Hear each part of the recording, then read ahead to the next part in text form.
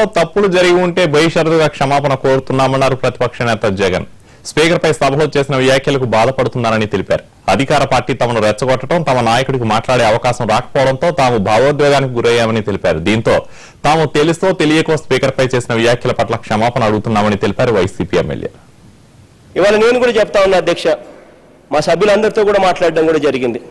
ఒకవేళ తెలుసో తెలియకో మిమ్మల్ని ఏదైనా నొప్పి కలిగించే విషయం ఏదైనా మా సభ్యుల నుంచి, మా నోట్లలో నుంచి ఏదైనా వచ్చిందంటే మాత్రం బేషరతుగా we take back those words, అధ్యక్ష.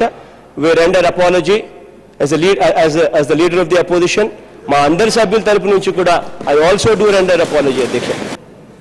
ఈరోజు మీరు పడటం మాకు ఇష్టం లేదు కాబట్టి తండ్రి లాంటి మీకు క్షమాపణ చెప్పడంలో మాకు ఎటువంటి అభ్యంతరం కూడా లేదు అధ్యక్ష. మరి మీరు కనుక నొచ్చుకొని ఉంటే మేము చింతిస్తున్నాం అధ్యక్ష. మేము చేసినటువంటి వ్యాఖ్యలకి బాధపడ్డారు కాబట్టి ఈరోజు ఈ సబ్జెక్ట్ ఇక్కడికి వచ్చింది.